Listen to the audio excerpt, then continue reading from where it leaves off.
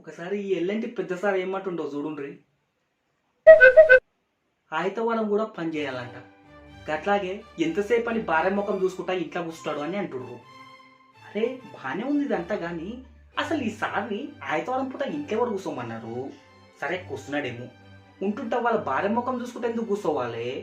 ఆమె ఈయన ఏదో అంటే ఈయన ఫస్ట్ స్టేషన్లో వచ్చి మీడియా ముందల అందరూ ఆదివారం పని చేయాలి, భార్య ముఖం ఎందుకు చూసుకుంటా కూర్చుంటారు అని అనుడేందో. ఇది మా సారోలు చూస్తే అమ్మో ఇంకేమైనా ఉన్నదా?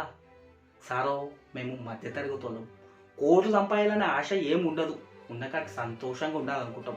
ఇగో మీ ఆలుముగల పంచాయతీ ఉంటే మీరు ఇంట్లో చూసుకోండి, అంతేగాని మీ ఫ్రస్ట్రేషన్ మొత్తం తీసుకొచ్చి మా ముందర చూపేయకండి సార్.